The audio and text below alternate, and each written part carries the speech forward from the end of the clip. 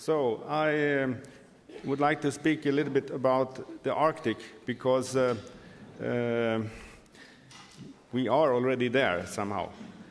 I would like to think to paint for you a little picture because I want to know if you have heard about this research, the international research expedition that went into the Canadian Arctic Sea.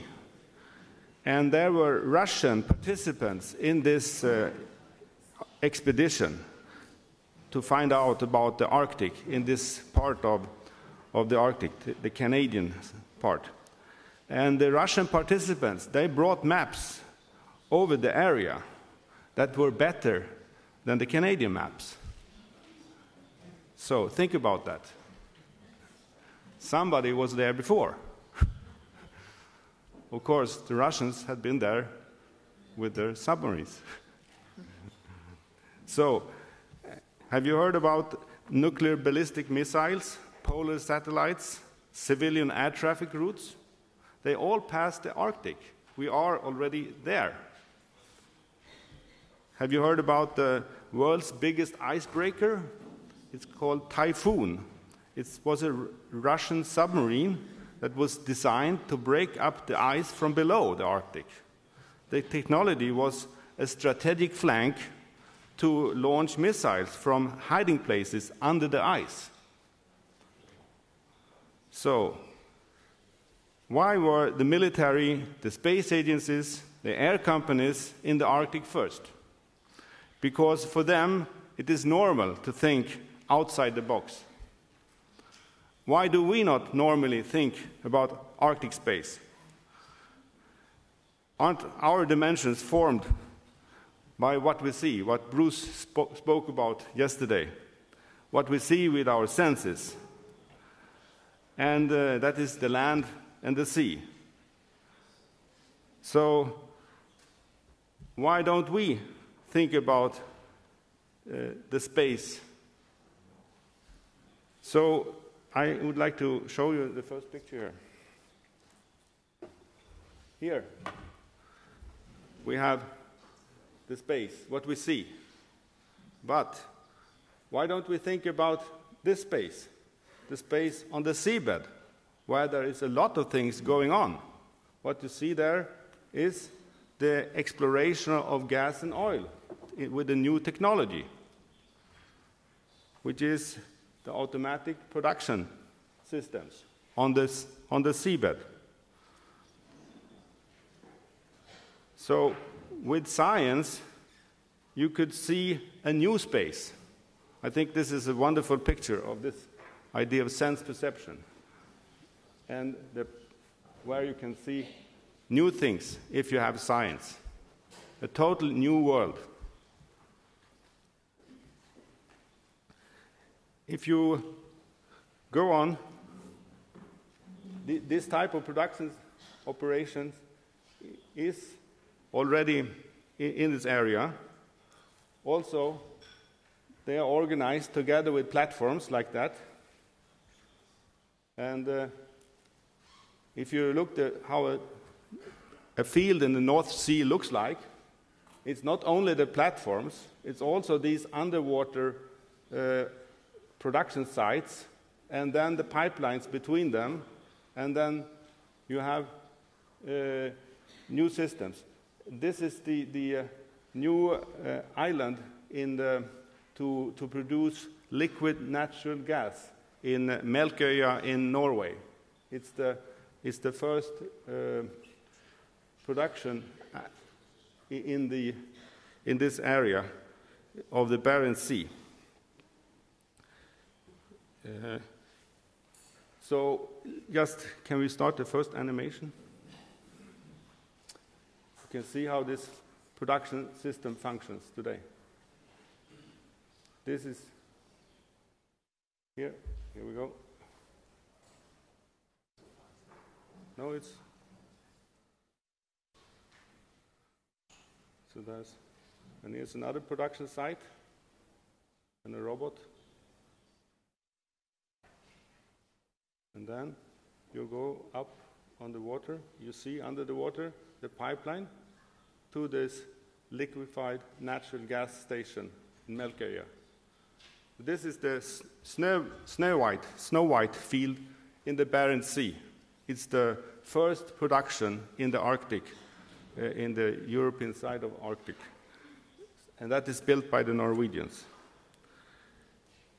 If you look, so this is the production site, Melkøya in the Barents Sea, and there you see the production where you produce the liquefied natural gas, and then you have this tanker, special tanker, where you can transport the gas anywhere in the world from this place.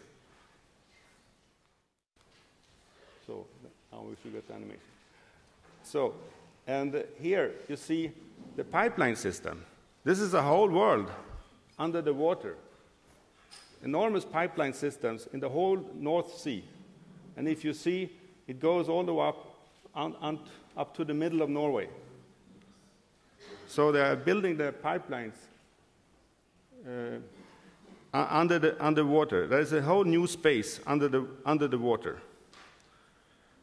So, is this Atlantic part of the Arctic? Well, if you look at this map, you can try to make a circle from and see the parts that compare these parts of the Arctic, that they correspond to Alaska. If you go around on the circle from Alaska, Anchorage, and then to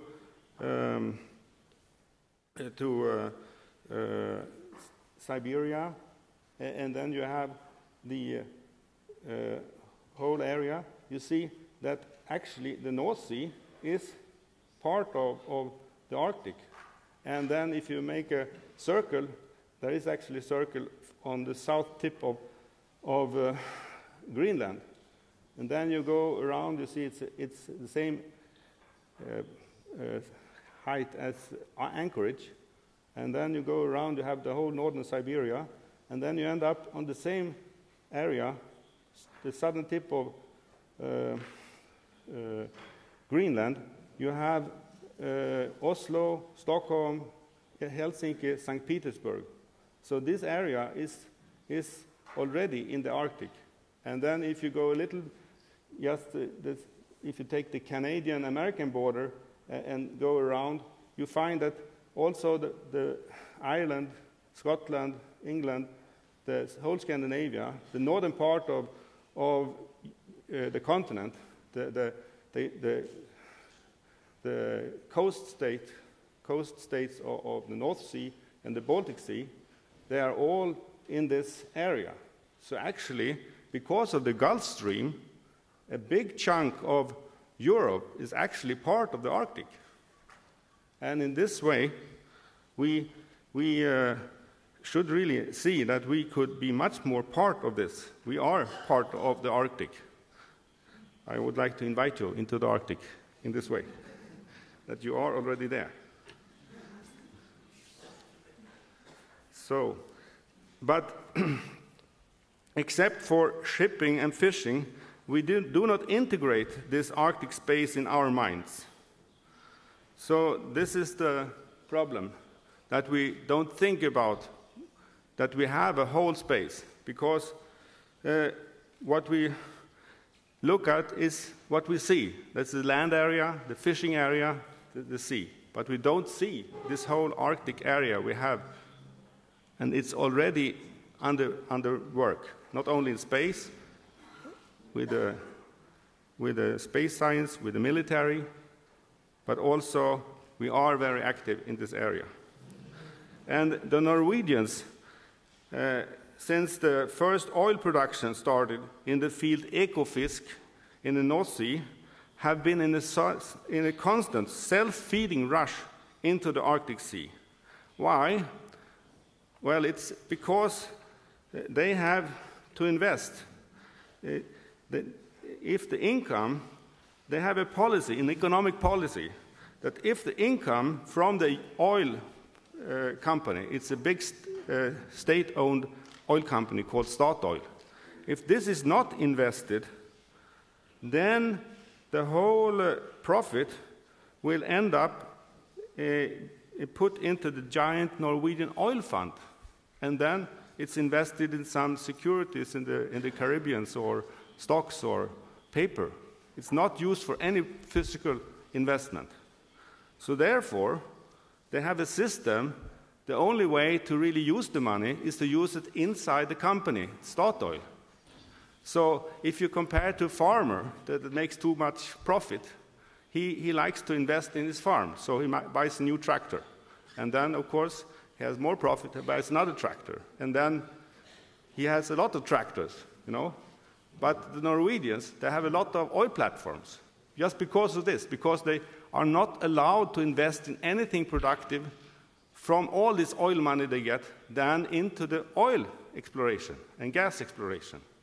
So they have a whole self-feeding rush to get more and more production sites going. And that is what is going on.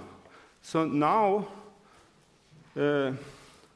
this is like an automatic machine working itself up more and more into the Arctic. And now they have the best technological skills in the world how to work in the Arctic Sea. They are the first to open up production in the hostile conditions of the Barents Sea. This is north of Norway. Actually, other oil companies like Gazprom, Eni, Total, the Alaskan oil companies, they have a similar self-feeding rush to the Arctic too. But it's more like raw material companies that is stuck with their business, and then they concentrate on more and more exploration. So in this, they drive more and more into new areas like the Arctic. And this is one of the important drives into the Arctic that is going on just now. But beside that, we have the Russian Vernadsky impulse for colonization of the Arctic, to expand the noosphere. So this is expressed in the very ambitious Russian Arctic plan presented by Prime Minister Vladimir Putin in the International Arctic Forum in Arkhangelsk. The Russian nation is in this way expressing sovereignty with this kind of expansion. And you can see in the things they are building now, like, well, this is the Norwegian expansion. Just let me show you. So you see Norway there in Scandinavia. You see this is the areas which are Norwegian economic zones. And the green areas are those where the exploration is going on. And that is the North Sea. It's already going all the way up until the middle of Norway. But then they're jumping over the area where the fishing is in a very narrow area outside Lofoten, Vesterålen. And then they can't, they have saved that part for exploration. So therefore they have made a big jump from there, from the middle of Norway up to the top of Norway. So now the oil exploration is in the green area above Norway, in the Barents Sea. So that's why they are already up there. And then you see up north of that, that is Svalbard. That is also a big area that is open. And then to the left, the Jan Mayen area that could also be open for oil exploration. So this is the Norwegian thrust into the north that you can see from this picture. And here are the other fields in the Barents Sea. So these are the Norwegian fields here, around here. And then here are the Russian fields. And the big discussion is about this Stockman field here, where the Russians are not really clear to take a decision. They should have taken the decision before in the end of last year, but they postponed it till after the election, the presidential election. But they have already decided to develop this together with Gazprom and the French Total. But of course, it is the Norwegian technology. So the Norwegians are there already. And it's an alliance between Russia and France to develop this Stockman field. And then there are these other areas here in the Yamal, in the Kara Sea here, and other areas that are about to be opened also. But the ones that are in production are the Snøhvit field here, and then the Goliat field is now built. So the Norwegians are really already going in this area. So the Russian sovereignty, you can see this in this way. This is the new icebreaker that will be built, and this is the biggest icebreaker in the world, and it will be so strong that it can open up the North Sea route to north of Siberia the whole year. So it will be a very big icebreaker, and there will be a fleet of several of them being built now. You can also see the sovereignty in Russia, that they are the ones who actually are building now the first nuclear plant that is floating. And the platform is already launched in the sea. So now they are about to mount the 2 nuclear reactors, 35 megawatt reactors, that is the type that is used in the icebreakers. So now we have we can look at that first. So this is the thing that is driving into the Arctic, is this Russian sovereignty, making themselves known in this way.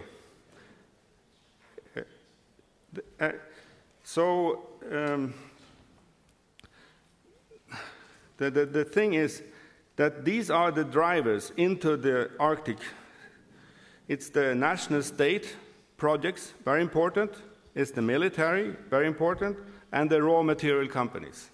So that is what is now going into the space, into the Arctic.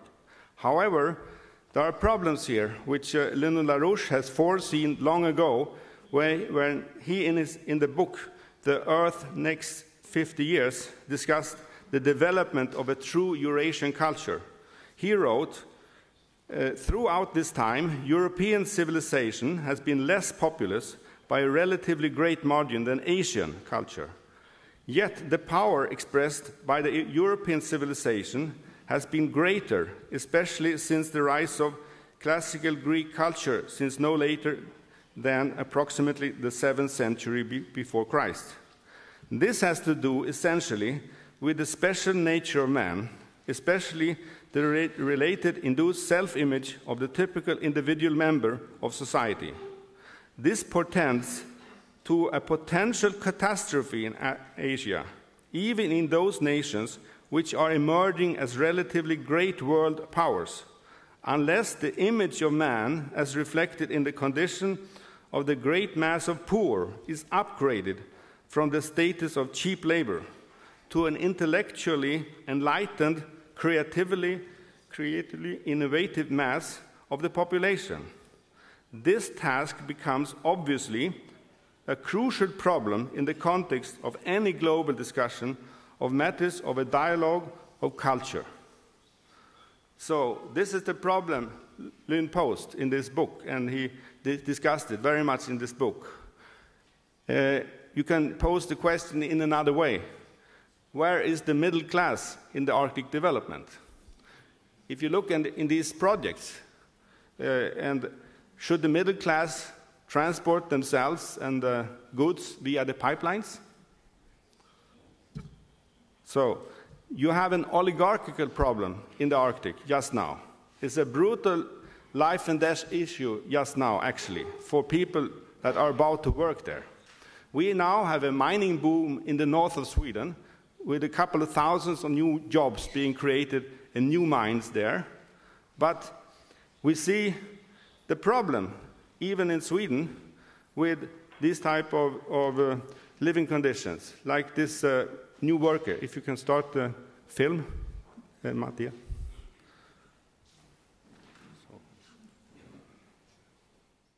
So here is a reporter coming to interview the new worker. No? Here's the new worker living. And this is the new worker, the new mine worker, invited to take part in the Arctic development. That's all. So this is the problem. They are not getting the housing even. We can also see the problem with the lack of infrastructure development. We have a new mine being opened in the area of Pajala. It's in the very north of Sweden, in the Lapland. And normally you have a train, and you see this mine train with this enormous load behind it, with an endless row of cargo of iron ore. But in this area, they are not building this rail. So can you start the next film? You see how they will solve it? They will bring 6 million tons of iron ore here on this main road. So on this main road, they will bring trucks, 90-ton trucks, every 6th minute. And this reporter is now telling about this thing, that this guy living in this house out will have this every 6 minutes, 90-ton trucks drive all the way. So they will drive 150 kilometers between Pajala and Svappavaara. It takes 5 hours to go back and forth this way on this road. So I think that's enough. So even in the welfare state of Sweden, the mine workers are treated like cattle, and the infrastructure is not developed. So this is the problem of mining companies. Have you heard about the human mining company? Have you been longing for a job in the salt mines? This is one problem. The other problem is with the indigenous peoples in the Arctic, the Sami, the others. Do you know where Greenland is? It's in Oslo. It's the slum area close to the railway station. It's called Greenland. That's where the Greenlanders live, or used to live. So people are treated like cattle by the oligarchs in the Arctic. So against this, we have the science cities. And we have all seen Sky Shields present the Umka Science City, where you can see what the human needs are in Arctic, where you can have a decent living, where you can have a family life. And the Western European unique contribution to the Arctic must be to develop the scientific mind for all in the Arctic, not only for the typical East European class of intellectuals or specialists that are in the science cities. How should we upgrade the poor from the status of cheap labor? So, everywhere, for instance, we have the situation where each new mine will meet some kind of original people living in that area, and indigenous people. So this will make a confrontation everywhere, in the typical way we have had all the time in these areas. So how can you sort out these problems? Well, you should know one of the big problems in this area is the safety infrastructure. Normally, you don't think of an ambulance as infrastructure, but in this area, without the rescue systems, you cannot be there. So the whole safety infrastructure defines the space for the human activities in this area. And actually, those people living there, they could be recruited to take part in this kind of rescue systems.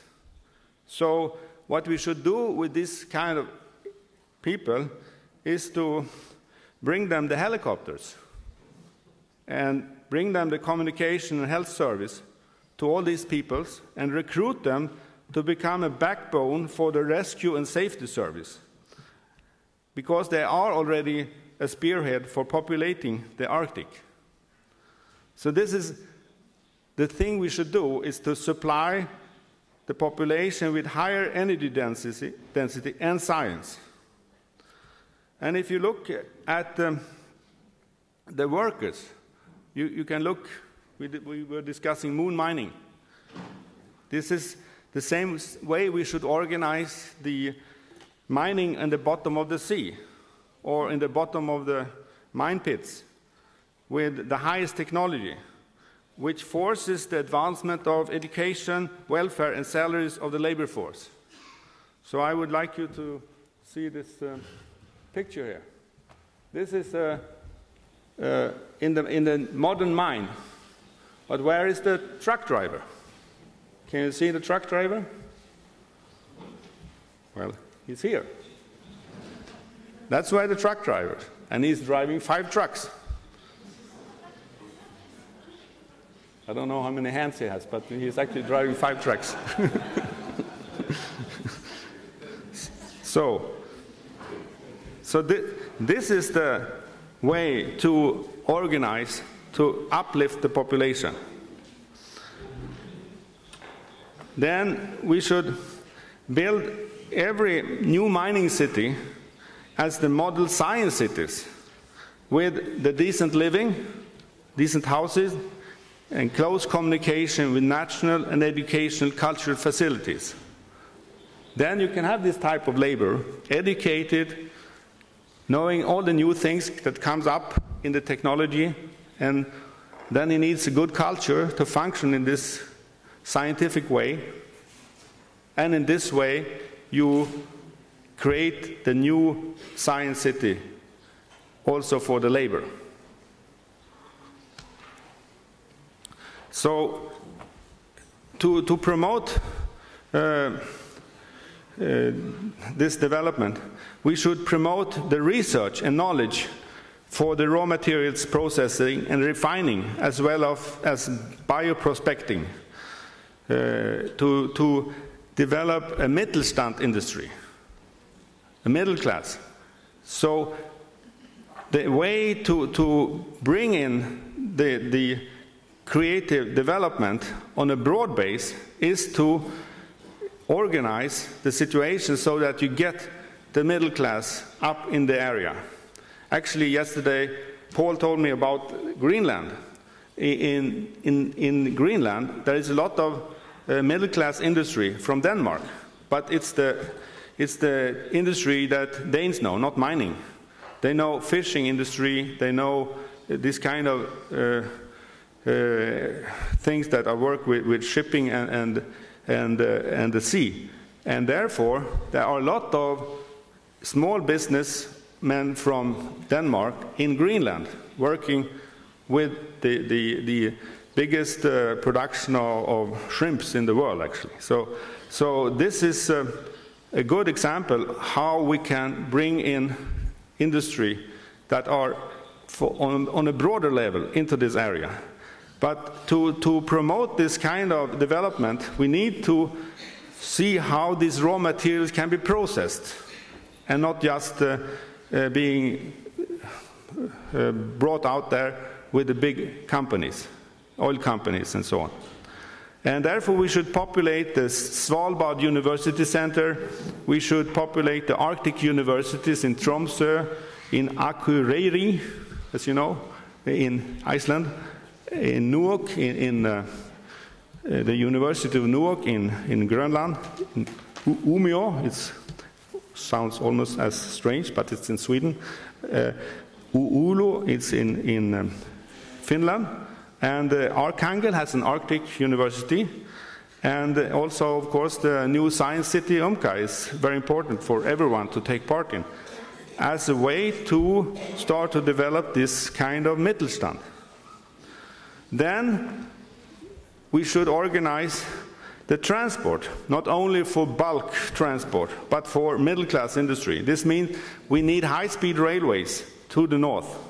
We need to use the national control of the raw material exploration to develop the infrastructure inroads to the Arctic, like into Norway, into northern Finland, into northern Russia.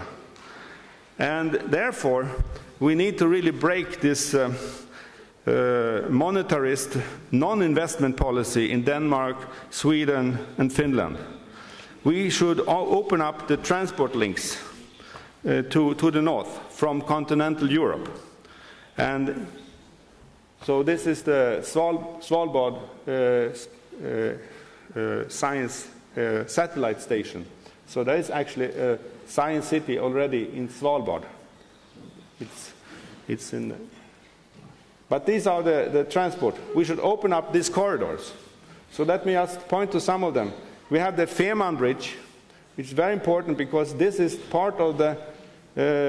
It joins up with the Nordic Triangle. It is between Copenhagen, Oslo, Stockholm, and Helsinki, and actually St. Petersburg also. So this is the European project to build this. But in this way, with the Fehmarn, you are all the way up to Oslo, and actually the Norwegians are now the leading in Scandinavia to discuss high-speed trains. They are about to start some kind of high-speed train, just now discuss rail, but not magnetic. But we try to convince them for magnetic trains. Then you have this green thing here. That is the Rail Baltica. It is from Berlin, Warsaw, up to the Baltic states. And then you have the new tunnel that is already planned and discussed, but not, of course, no money, between Tallinn and Helsinki. And if you see that, you are in one day all the way up to Finland. Otherwise, you will have to go by sea from Finland to Germany or Poland.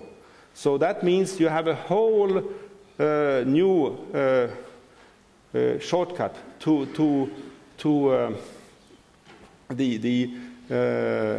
Finland just by this Rail Baltica and the tunnel Tallinn-Helsinki. Then you have the Botnian Corridor, which is on the left side.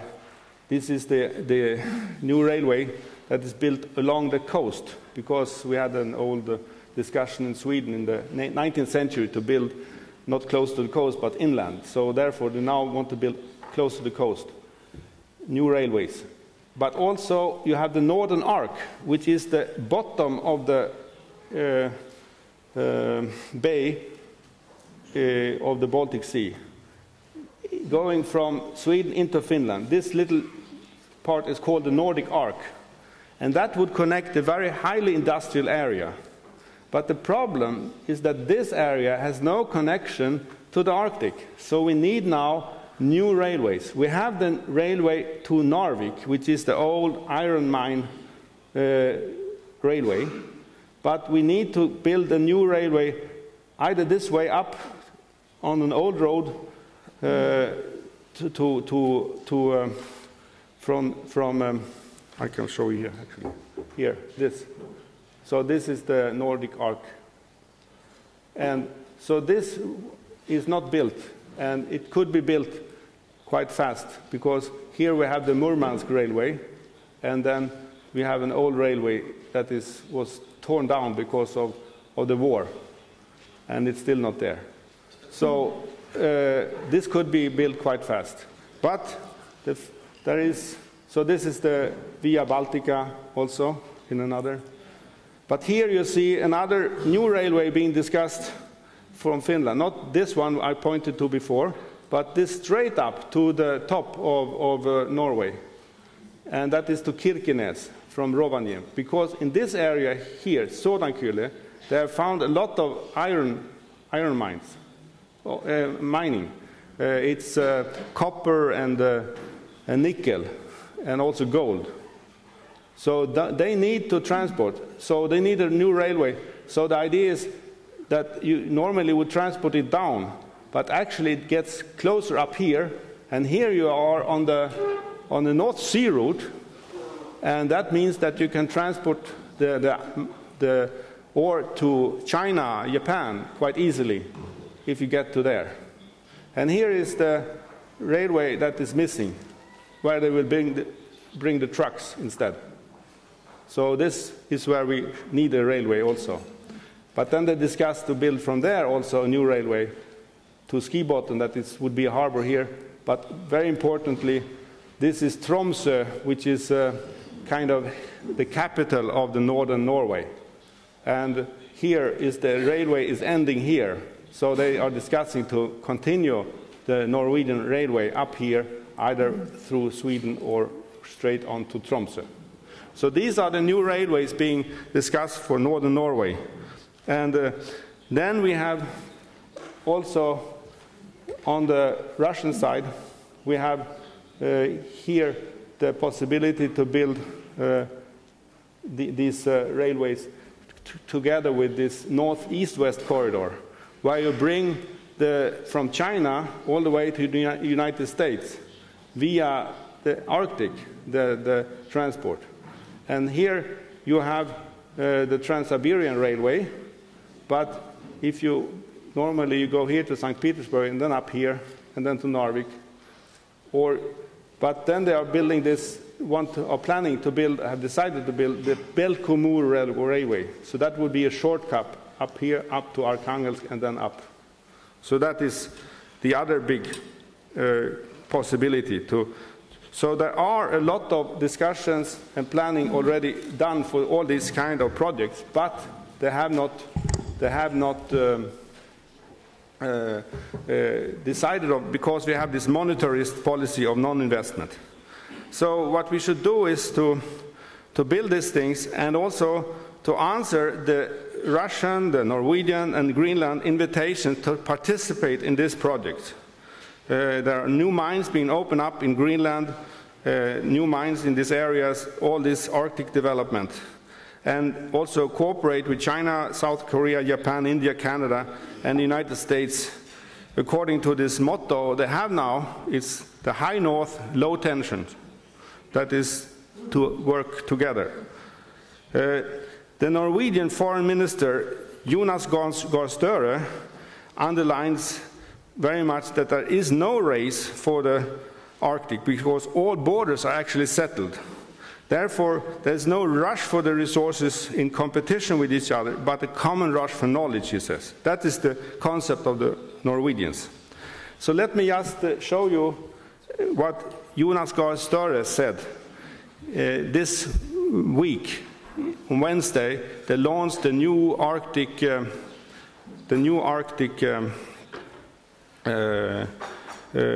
policy for Norway. And Norway is very much connected, the state and the oil company, so it's a national policy to really invite you to this area. So can we play Jonas Gahr Støre? He's the foreign minister of Norway, and he launched this presentation Wednesday this week. Should we hear? Yeah, yeah, with the sound.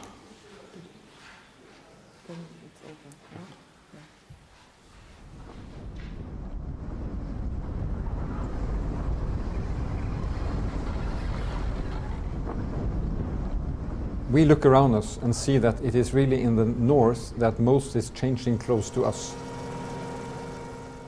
We have to take part in global changes, but this is really a change coming very close to us, and there are three main drivers of that change. One is that our neighborhood with Russia is changing after the Soviet Union broke up. We're going to develop and redevelop new and long-term relations with our neighbor. Secondly, we observe climate change, which has significant impact on the natural environment, but also opening up new sea lanes for shipping, changing transport routes in the north. And third, this is a region with abundant resources, renewable resources such as fish, but also non-renewable resources, minerals, oil and gas. All this put together makes this an area which really deserves attention and priority and strategy, and that's why we have defined it as the priority of Norwegian foreign policy. We see in international media often quoted that there's a race for the Arctic. I would counter that.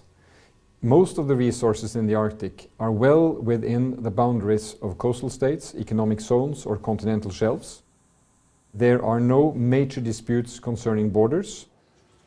Norway and Russia sorted out its border issues after 40 years of negotiation on the delimitation in the Barents Sea and the Polar Sea.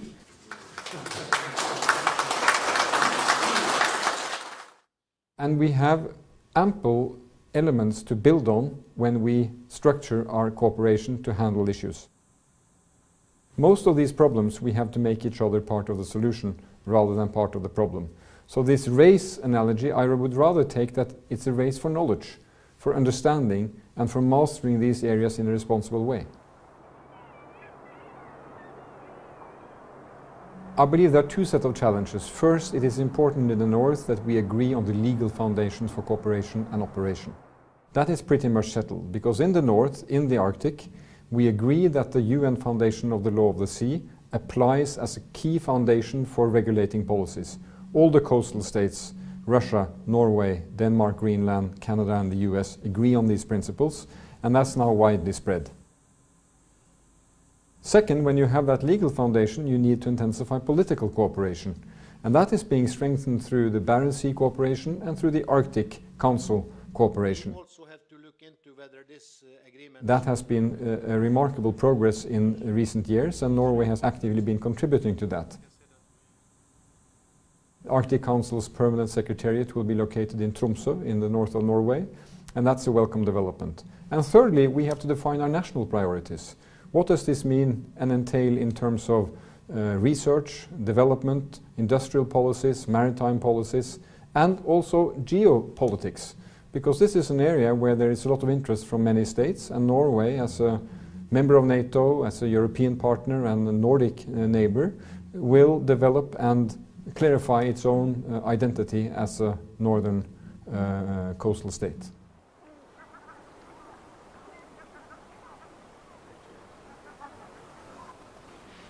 If you close that. So we have this picture. This is also the sensational news from February this year. If you look at these pictures, these are each year the ice in the north, in the Arctic. Now this year you have the low corner here. This is this year's.